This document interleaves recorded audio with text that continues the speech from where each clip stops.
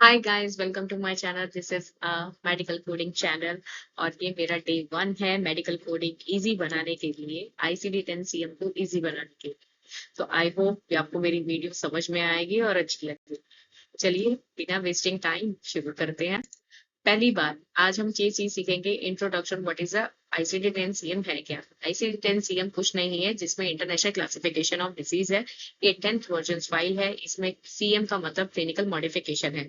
अब इसका इस्तेमाल कहाँ कहाँ होता है? इसका इस्तेमाल बहुत सीधा सिंपल है, डिसीजेस में और कंडीशंस में इस्तेमाल किया जाता है। असाइन डायग्नोसिस के लिए हम इसे इस्तेमाल करते हैं। जरूरी नहीं है डायग्नोस खाली आपके डायबिटीज, हाइपरटेंशन, दुनिया भर की बीमारी है जिसमें हमारे पास हजारों कोड्स हैं जिसको हम लगा सकते हैं। जी हाँ, हमारे पास कोविड का भी कोड है। ठीक है, हर तरीके के कोड अवेलेबल हैं जिसको हम उसके लिए ये इस्तेमाल करते हैं। जरूरी नहीं है कि आपके पास स्पेसिफिकेशन हो। कई बार सिम्टम्स को भी कोड करना पड़ता है, तो हमारे पास सिम्टम्स के कोड भी अवेलेबल होते हैं। और ये मेंटेन मेडिकल रिपोर्ट्स को करता है, सपोर्ट करता है बिलिंग को और health care data. Second step पर आते हैं, why the ICD is important. क्या रीजन है इन सब चीजों का? इम्पोर्टेंट रीजन है, देखिए सीधी सी भाषा में मैं आपको समझाना चाहूंगी। जो हमारे यूएसए कंट्रीज है, यूरोपियन कंट्रीज है, वो सारी फुली इंश्योर्ड रहती हैं, गवर्नमेंट इंश्योरेंस पे बेस्ड है, लोग खुद इंश्योर्ड रहते हैं। तो वहां पर जो कल्चर है, जो कल्चर आपको जो मैं समझाना चाहती हूँ, कल्चर ये है कि वहां पर अगर आप किसी हॉस्पिटल में जाके एडमिट होते हो तो आपको अपना थोड़ा बहुत 1% का पेमेंट करना पड़ता है, जिसे को पेमेंट कहते हैं। बाकी सारा पेमेंट आपका इंश्योरेंस पे कर रहा है।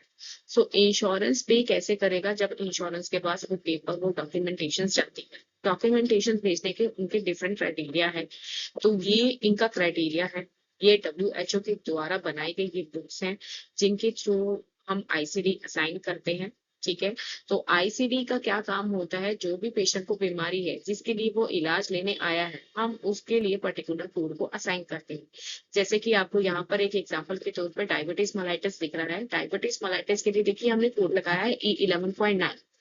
ठीक है, हमने उस पेशेंट की बीमारी को कन्वर्ट कर दिया E11.9, क्योंकि इंश्योरेंस कंपनी कोड को प्रायोरिटी देती है। ठीक है, तो इसलिए हमने उस चीज को डब कर दिया। हर कोड के पीछे $1 वैल्यू है। जितनी जैसी भी बीमारी होती है, जैसा हम ट्रीटमेंट देते हैं पेशेंट को, जैसे हम उसके साथ वर्कअप करते हैं, डॉक्टर वर्कअप करते हैं, तो उसके अकॉर्डिंग कितना टाइम ड्यूरेशन मेंशन करते हैं, उसके अकॉर्डिंग जो है उनको पैसा दिया जाता है। हर कोड के पीछे $1 वैल्यू लगी हुई। तो इससे आप डायबिटीज मेलाइटस देखेंगे तो वहाँ E11.9 को हम कंसिडर करते हैं। नेक्स्ट, इसका स्ट्रक्चर। स्ट्रक्चर इसका बहुत बड़ा है, जो मैं छोटी सी भाषा में आपको समझाऊंगी। स्ट्रक्चर आईसीडी 10 सीएम के कोड को कैसे असाइन करते हैं। जैसे कि हमने अभी पीछे देखा, डायबिटीज मेलाइटस के बारे में भी देखा जिसका कोड था E11.9। सो ई क्या करता है? ई इज अ एंडोक्राइन को डिफाइन करता है, चैप्टर को डिफाइन करता है। 11 डिफाइन करता है कैटेगरी को। 9 डिफाइन करता है स्पेसिफिक कोड को। What is the reason? Specification को जस्टिफाई करता है। आईसीडी 10 सीएम चैप्टर में वो कितने चैप्टर्स हैं आपके? टोटल 21 चैप्टर है। कुछ एग्जाम्पल के तौर पर मैंने यहाँ पे चैप्टर्स के नाम लिखे हैं। Chapter number 1 certain infectionary disease, chapter 4 endocrine disease, chapter 9 circulatory disease.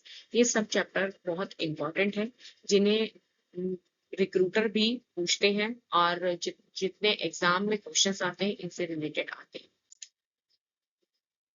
Students के लिए टिप्स यही है, कोडिंग टिप्स यही है, never code only looking for the keywords. Keywords को देखकर आपको कभी भी कोड नहीं करना है। आपको पूरा जो है ऑलवेज चेक द डॉक्यूमेंटेशन। क्या नरेशन आपके पास आई है, पेशेंट क्या किस वजह से आया है, खाली डायबिटीज रीजन से आया है, क्या हाइपरटेंशन रीजन से आया है, या पेशेंट को अभी कोई करंट में इश्यू चल रहा है उसके लिए आया है।